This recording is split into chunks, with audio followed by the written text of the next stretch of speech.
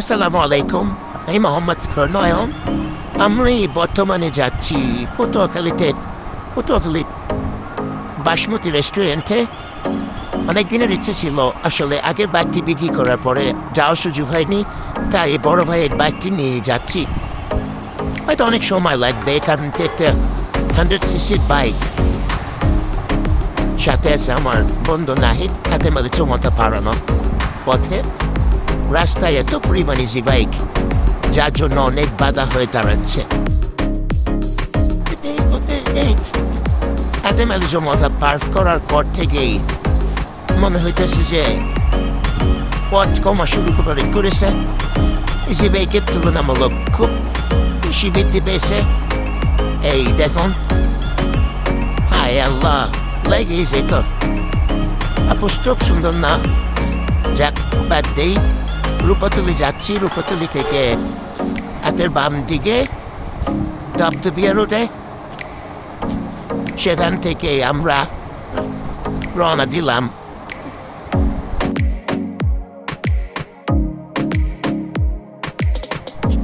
এই জায়গাটা আমার খুব ভালো লাগে।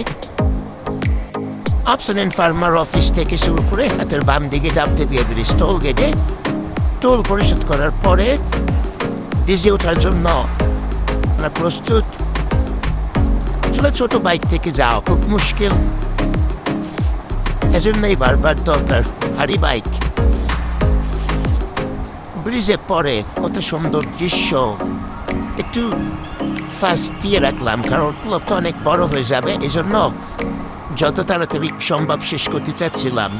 বরিশাল ভার্সিটি আসলে আমার কখনো আমার পড়ার ইচ্ছে জাগেনি, কারণ আমি মেয়েদের মধ্যে থাকতে পছন্দ করি না, মাছ না খাইতে পছন্দ করি।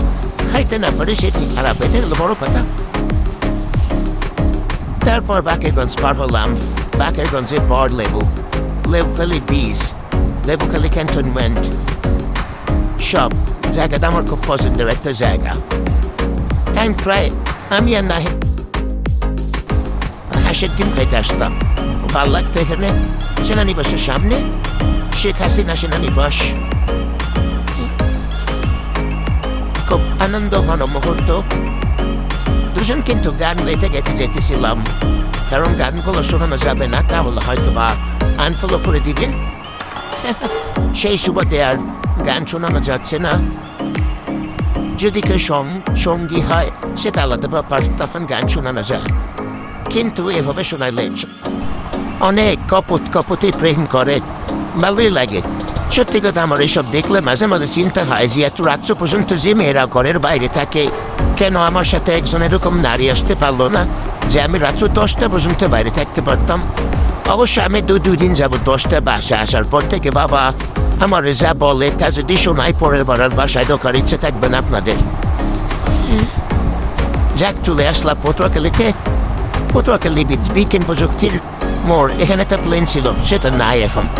ভাস্কর্যটা যাক ব্যাপার না। তারপর পটুয়াখালী রোডে ঢুকলাম। জায়গাটা সত্যি ওভার ব্রিজ, পুরোপুরি একটা ঢাকার ফিল দেয়, ভাল লাগে। আমাদের বরিশাল শহরের তুলনায় ছোট্ট শহর হিসেবে সত্যি অসাধারণ। পটুয়াখালীর রাস্তায় চলে আসলাম। রাস্তাটা সত্যি ভালো। স্টার কোয়েস্টরা যেটা আগে ছিল, আমরা যখন আগে আসতাম তখন ভোজন বাড়ি ছিল, এখন স্টার রেস্তোরাঁ হয়ে গেছে। বাসমতিটা আগে ভোজন বাড়ি ছিল, অবশ্য ভুল করেছি। রাস্তাটা সত্যি অসাধারণ, যা আপনাকে একদম পুরোপুরি একটা শহরমুখী ফিল দেবে। অবশ্য পটুয়াখালী সদরে অর্থে শহর, আর আমাদের বরিশালের তুলনায় এখানকার মানুষও খুব খারাপ না, খুব ভালো, স্মার্ট।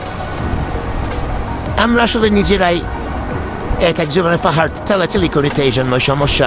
যে জেলা প্রশাসকের কার্যালয় থেকে শুরু করে খুব সুন্দরভাবে সাজানো আমাদের বরিশাল জেলা প্রশাসকের কার্যালয় আর পটুয়াখালী জেলা প্রশাসকের কার্যালয় দিন রাত্র পার্থক্য।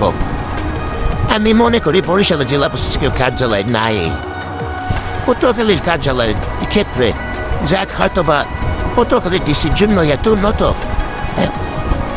খুব সুন্দর করছে।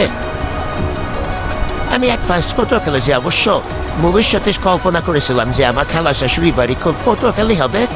যদি দুর্ভাগ্যক্রমে হয়ে যায় তাহলে কোথাও ঘোরা যাবে। যাক, ভালোই কাটালাম। অবশেষে সার্কিট হাউস থেকে ওখান থেকে বামে মোড় দিয়ে ভিতরে ঘুরলাম। ঘোরার পরে রাস্তার উপভোগ করে দাঁড়ায়নি, ভালো লাগছিল না শরীর। সত্যি 2 দিন যাবতই ঘোরাফেরা ছিল। তারপর চলে যাচ্ছিলাম অনেকটা সুন্দর সুন্দর জায়গাগুলো সত্যি মানুষ না থাকলে সুন্দর লাগে না। এখানে ফুডকার্ট ছিল, অনেক ফুডকার্ট ছিল, লোক সমাগম মোটামুটি খারাপ ছিল না। সরকারি বন্ধ ছাড়া এখানে অনেক লোকজন ছিল। তো অবশেষে চলে আসলাম বাসমতি রেস্টুরেন্ট পটুয়াখালীতে। বসলাম, মোটামুটি ভালো লাগছিল। কিন্তু সেটা জনসমাগম খুব কম ছিল স্টার রেস্তোরাঁর তুলনায়।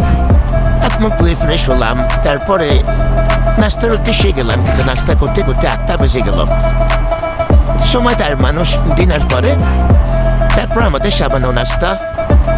বিলটা একটু বেশি মনে হচ্ছিল। ভালো থাকুন, আল্লাহ হাফেজ।